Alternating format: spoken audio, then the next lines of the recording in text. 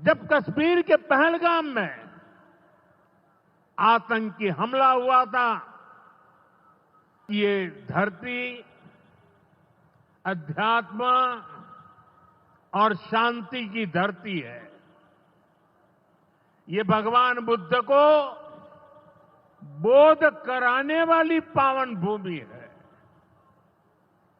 गया जी की आध्यात्मिक और सांस्कृतिक विरासत बहुत प्राचीन है, बहुत समृद्ध है। यहां के लोगों की इच्छा थी कि इस नगरी को गया नहीं, गया जी कहा जाए। मैं इस निर्णय के लिए बिहार सरकार का अभिनंदन करता हूं। मुझे खुशी है कि गया जी के तेज विकास के लिए बिहार की डबल इंजन सरकार लगातार काम कर रही है। भाइयों बहनों, आज भी गया जी की पावन भूमि से एक ही दिन में 12,000 करोड़ रुपए की परियोजनाओं का लोकार्पण या शिलान्यास हुआ है। इनमें ऊर्जा, स्वास्थ्य और शहरी विकास के जुड़े कई बड़े प्रोजेक्ट्स हैं। इनसे बिहार के उद्योगों को ताकत मिलेगी और युवाओं के लिए रोजगार के नए अवसर भी बनेंगे। मैं इन परियोजनाओं के लिए बिहार के लोगों को बधाई देता हूं। बिहार में बेहतर स्वास्थ्य सुविधाओं के लिए आज यहां हॉस्पिटल और रिसर्च सेंटर का उद्घाटन भी हुआ है। अब बिहार के लोगों को कैंसर के इलाज के लिए एक और सुविधा मिल गई है। साथियों, गरीब के जीवन से मुश्किलें दूर करना, महिलाओं के जीवन को आसान बनाना मुझे जनता जनार्दन का सेवक बनकर यही काम करने में सबसे ज्यादा खुशहाली होती है। जैसे गरीब को पक्का घर देना। साथियों, मेरा एक बड़ा संकल्प है, जब तक हर जरूरतमंद को पक्का घर नहीं मिल जाता, मोदी चैन से नहीं बैठेगा।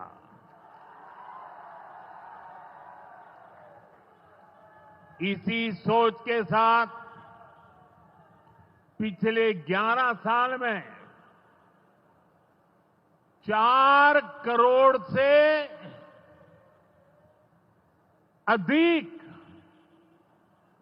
गरीबों को पक्के घर बनाकर दे दिए गए।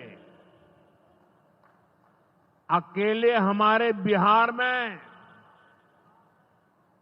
38 लाख से अधिक आवास बनाए गए। गया जिले में भी 2 लाख से अधिक परिवारों को अपना पक्का घर मिला है। और हमने सिर्फ घर यानी 4 दीवारें नहीं दी, बल्कि उन घरों के साथ गरीब को उसका स्वाभिमान दिया है। इन घरों में बिजली, पानी, शौचालय और गैस कनेक्शन की सुविधाएं दी हैं। यानी गरीब परिवारों की भी सुविधा, सुरक्षा और सम्मान से जीने की गारंटी मिली है। साथियों, आज इसी सिलसिले को आगे बढ़ाते हुए बिहार के मगध क्षेत्र के 16,000 से ज्यादा परिवारों को अपना पक्का घर दिया है।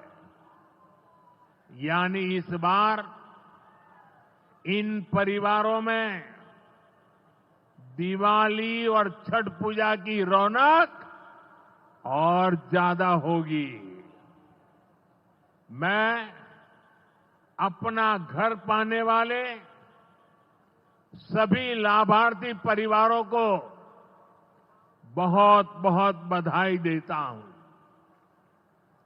और जो लोग अब भी पीएम आवास योजना के लाभ से छूट गए हैं, मैं उन्हें विश्वास दिलाता हूं कि पीएम आवास का अभियान तब तक जारी रहेगा जब तक हर गरीब को अपना पक्का घर नहीं मिल जाता। साथियों, बिहार चंद्रगुप्त मौर्य और चाणक्य की धरती है। जब जब किसी दुश्मन ने भारत को चुनौती दी है, बिहार देश की ढाल बनकर खड़ा हुआ है। बिहार की धरती पर लिया हुआ और संकल्प, ये धरती की ताकत है। इस धरती पर लिया गया हर संकल्प कभी खाली नहीं जाता। और इसलिए तो भाइयों बहनों, जब कश्मीर के पहलगाम में आतंकी हमला हुआ था, हमारे निर्दोष नागरिकों को उनका धर्म पूछ करके मारा गया, मैंने बिहार की इसी धरती से आतंकवादियों को मिट्टी में मिलाने की बात कही थी। आज दुनिया देख रही है, बिहार की धरती से लिया गया वो संकल्प पूरा हो चुका है। आपको याद होगा, उधर से पाकिस्तान हम पर ड्रोन हमले कर रहा था, मिसाइलें दाग रहा था, और इधर भारत पाकिस्तान की मिसाइलों को हवा में तिनके की तरह बिखेर रहा था।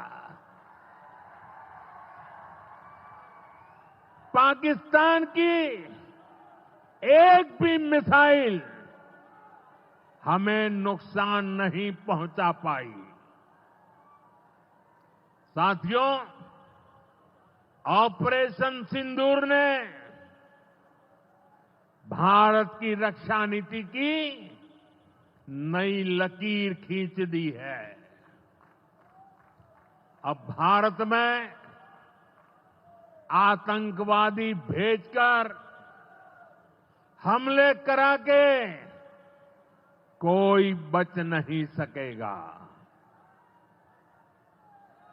आतंकवादी चाहे पाताल में क्यों न छिप जाए, भारत की मिसाइलें उन्हें दफन करके रहेगी। साथियों, बिहार का तेज विकास केंद्र की एनडीए सरकार की बहुत बड़ी प्राथमिकता है। इसलिए आज बिहार चौतरफा विकास के रास्ते पर आगे बढ़ रहा है। बीते वर्षों में पुरानी समस्याओं के समाधान तलाशे गए हैं और नई प्रगति के रास्ते भी बनाए गए हैं। आप याद करिए, लालटेन राज में यहां कैसी दुर्दशा थी। लालटेन राज में एक क्षेत्र लाल आतंक से जकड़ा हुआ था। माओवादियों की वजह से शाम के बाद कहीं आना जाना मुश्किल था। गया जी जैसे शहर लालटेन राज में अंधेरे में डूबे रहते थे। हजारों गांव ऐसे थे जहां बिजली के खंभे तक नहीं पहुंचे थे। लालटेन वालों ने पूरे बिहार के भविष्य को अंधेरे में धकेल दिया था। न शिक्षा थी, न रोजगार था। बिहार की कितनी पीढ़ियों को इन लोगों ने बिहार से पलायन के लिए मजबूर कर दिया था। साथियों, बिहार के लोगों को आरजेडी और उनके साथी सिर्फ अपना वोट बैंक मानते हैं। उन्हें गरीब के सुख दुख, गरीब के मान सम्मान से कोई मतलब नहीं है। आपको याद होगा, कांग्रेस के एक मुख्यमंत्री ने मंच से कह दिया था कि अपने राज्य में बिहार के लोगों को घुसने नहीं देंगे। बिहार के लोगों से कांग्रेस की इतनी नफरत, बिहार के लोगों के प्रति इतनी घृणा, और कोई भूल नहीं सकता। कांग्रेस का बिहार के लोगों के प्रति त्याग, जो दुर्व्यवहार देखने के बाद भी यहां आरजेडी वाले गहरी नींद में सोए पड़े थे। भाइयों बहनों, बिहार की एनडीए सरकार कांग्रेस और इंडी गठबंधन वालों के इस नफरती अभियान का जवाब दे रही है। बिहार के बेटे बेटी को यहीं पर रोजगार मिले, सम्मान की जिंदगी मिले, मां बाप की वो देखभाल कर सके, इसी सोच के साथ हम काम कर रहे हैं। अब बिहार में बड़े बड़े प्रोजेक्ट बन रहे हैं। गया जी जिले के डोभी में बिहार का सबसे बड़ा इंडस्ट्रियल एरिया तैयार हो रहा है। गया जी में एक टेक्नोलॉजी सेंटर की स्थापना भी की जा रही है। आज ही यहां बक्सर थर्मल प्लांट का, पावर प्लांट का शुभारंभ भी हुआ है। कुछ ही महीने पहले मैंने औरंगाबाद में भी Navinagar super thermal power project की आधारशिला रखी थी। भागलपुर के पीरपैंती में भी नया थर्मल पावर प्लांट बनेगा। इस पावर प्लांट से बिहार में बिजली की आपूर्ति बढ़ेगी। और आप सब जानते हैं, जब बिजली उत्पादन बढ़ता है तो क्या होता है? घरों में बिजली की सप्लाई बढ़ती है और उद्योगों को भी ज्यादा से ज्यादा बिजली मिलती है और इससे भी रोजगार के नए मौके बनते हैं। साथियों, बिहार के युवाओं को पक्की सरकारी नौकरी देने के लिए नीतीश जी ने बड़ा अभियान चलाया हुआ है। ये नीतीश जी हैं, तभी यहां शिक्षकों की भर्ती भी पूरी पारदर्शिता से हुई। साथियों, यहां के नौजवानों को ज्यादा से ज्यादा संख्या में बिहार में ही रोजगार मिले,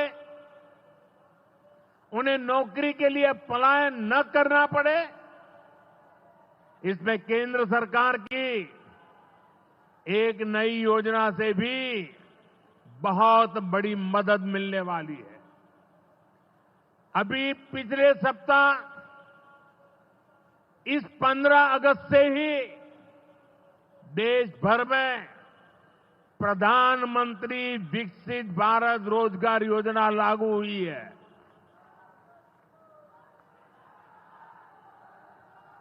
इसके तहत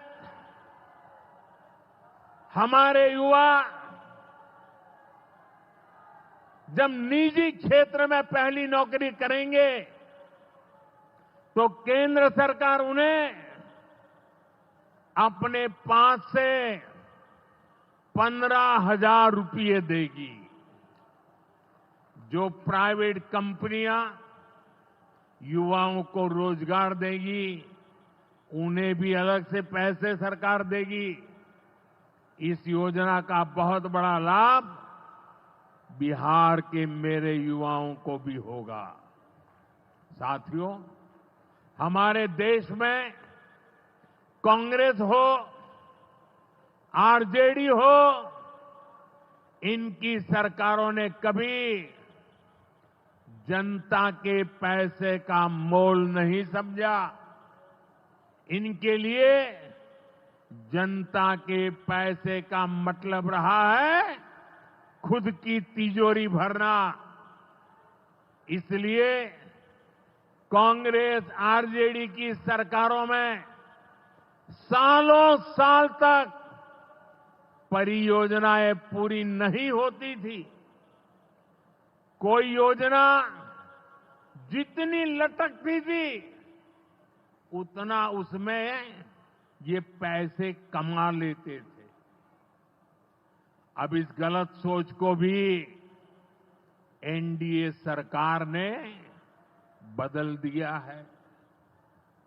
अब शिलान्यास के बाद कोशिश होती है जल्द से जल्द समय सीमा में उस काम को पूरा करने के लिए सफल प्रयास किया जाए। आज का एक कार्यक्रम इसका भी एक शानदार उदाहरण है। ओंटा सिमरिया सेक्शन का शिलान्यास करने का सौभाग्य बिहार के लोगों ने मुझे दिया था। और आप लोगों की कृपा देखिए, आप लोगों का प्रेम देखिए कि जिस ब्रिज का शिलान्यास आपने मुझे करने के लिए कहा, आज इसका लोकार्पण करने का अवसर भी आपने मुझे दिया है। ये पुल सिर्फ सड़कों को नहीं, पूरे उत्तर और दक्षिण बिहार को जोड़ने का काम करेगा। जो भारी वाहन पहले गांधी सेतु से होकर 150 किलोमीटर का लंबा चक्कर काटते थे, अब सीधा रास्ता पाएंगे। इससे व्यापार तेज होगा, उद्योगों को ताकत मिलेगी और तीर्थयात्रियों का भी पहुंचना आसान होगा। विकास के जिन प्रोजेक्ट की नींव एनडीए सरकार में रखी जाती है, वो पूरा होकर रहेंगे, ये बात पक्की है। साथियों, एनडीए की डबल इंजन सरकार यहां रेलवे के विकास के लिए भी तेजी से काम कर रही है। अमृत भारत स्टेशन योजना के तहत गया जी रेलवे स्टेशन को आधुनिक बनाया जा रहा है। इससे गया जी रेलवे स्टेशन पर यात्रियों को एयरपोर्ट जैसी सुविधाएं मिलेगी। आज गया वो शहर है जहां राजधानी, जनशताब्दी और made in India Vande Bharat ट्रेनों की सुविधा उपलब्ध है। गया जी सासाराम, प्रयागराज, कानपुर होते हुए दिल्ली तक सीधा कनेक्शन बिहार के युवाओं को, यहां के किसानों को, यहां के व्यापारियों के लिए नई संभावनाएं बना रहा है।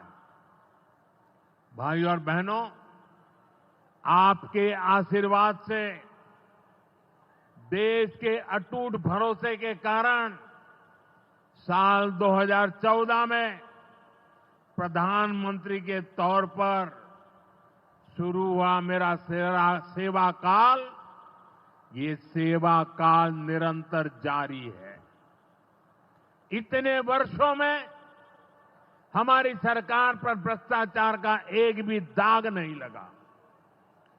जबकि आजादी के बाद कांग्रेस की सरकारें जो 60-65 साल तक सरकार में रही है, उनके भ्रष्टाचार की लंबी लिस्ट है।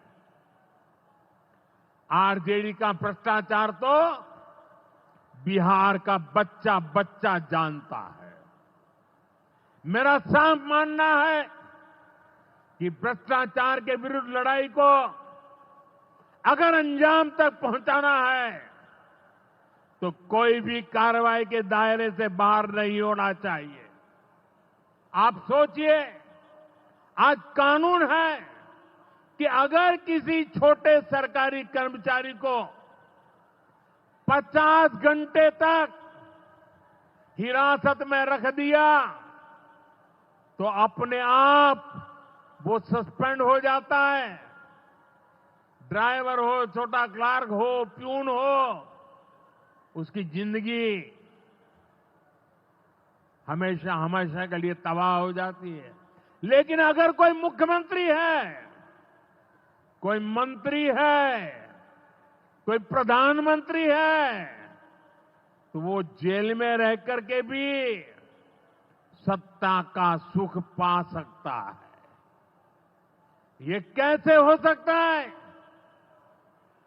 हमने कुछ समय पहले ही देखा है कि कैसे जेल से ही फाइलों पर साइन किए जा रहे थे, जेल से ही सरकारी आदेश निकाले जा रहे थे। नेताओं का अगर यही रवैया रहेगा तो ऐसे भ्रष्टाचार के विरुद्ध लड़ाई कैसे लड़ी जा सकती है? साथियों, संविधान हर जनप्रतिनिधि से ईमानदारी और पारदर्शिता की उम्मीद करता है। हम संविधान की मर्यादा को तार तार होते नहीं देख सकते। इसलिए एनडीए सरकार भ्रष्टाचार के खिलाफ एक ऐसा कानून लाई है जिसके दायरे में देश का प्रधानमंत्री भी है। इस कानून में मुख्यमंत्री और मंत्रियों को भी शामिल किया गया है। जब ये कानून बन जाएगा तो प्रधानमंत्री हो या मुख्यमंत्री या फिर कोई भी मंत्री, उसे गिरफ्तारी के 30 दिन के अंदर जमानत लेनी होगी और अगर जमानत नहीं मिली तो 31वें दिन उसे कुर्सी छोड़नी पड़ेगी।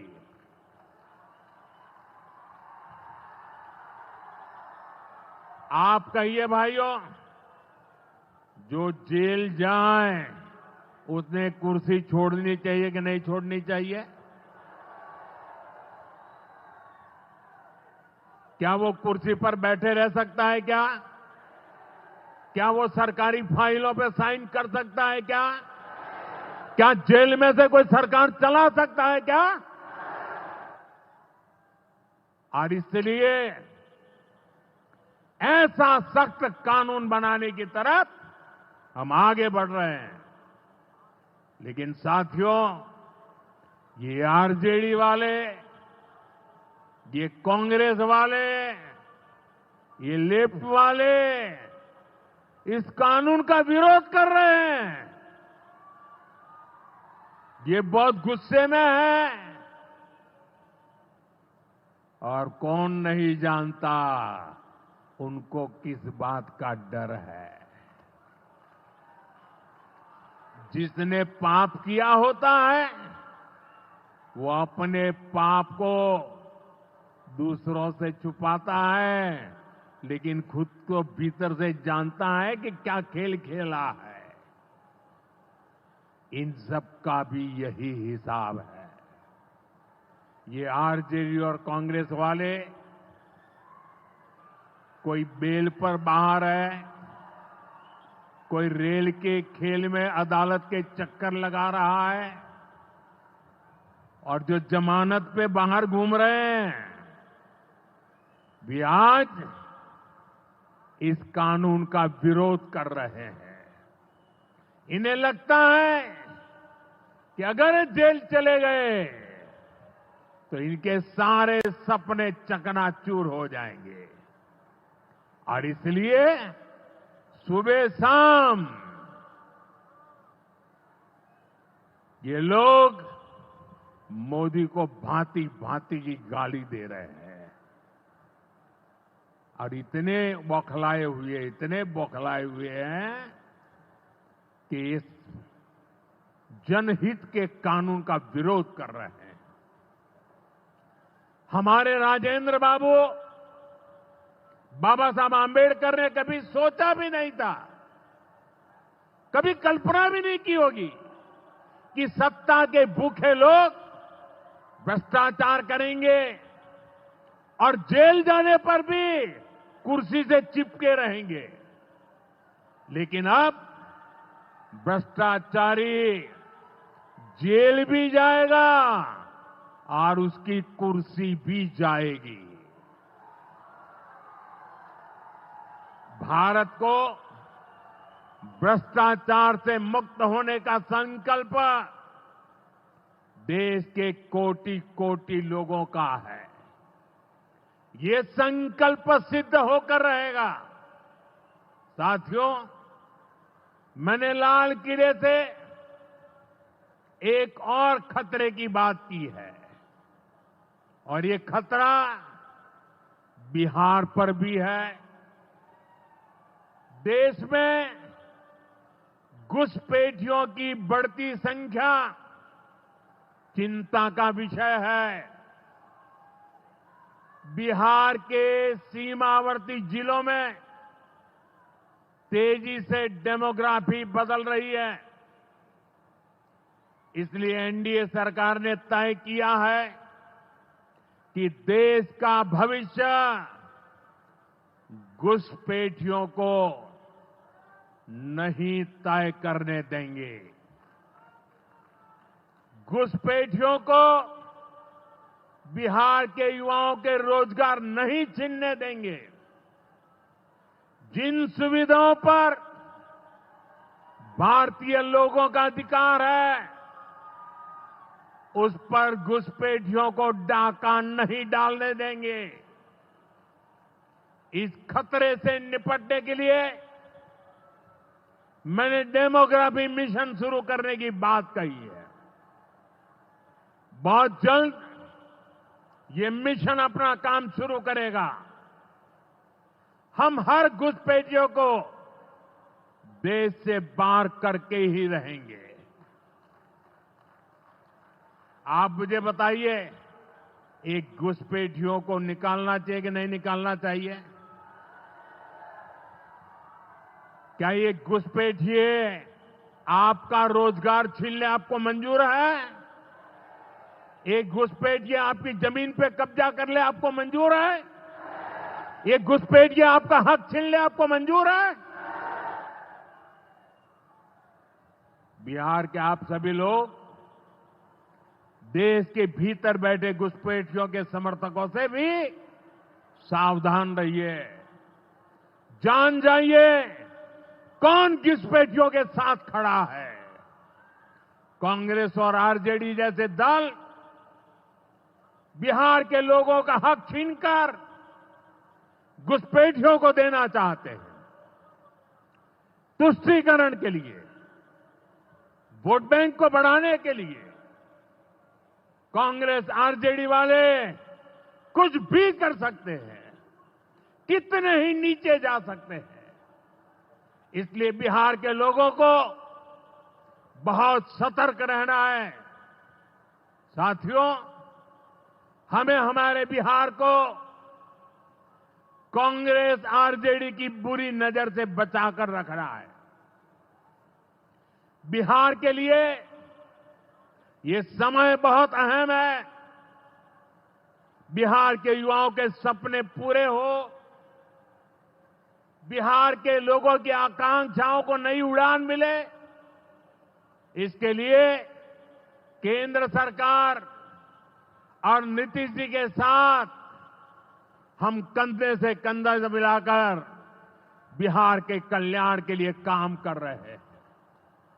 बिहार में विकास की गति बनी रहे, इसके लिए डबल इंजन की सरकार लगातार मेहनत कर रही है। आज के विकास प्रोजेक्ट इसी दिशा में महत्वपूर्ण कदम है। मैं एक बार फिर इन परियोजनाओं के लिए बिहार को बहुत बहुत बधाई देता हूं। मेरे साथ बोलिए, भारत माता की, भारत माता की, भारत माता की। बहुत बहुत धन्यवाद।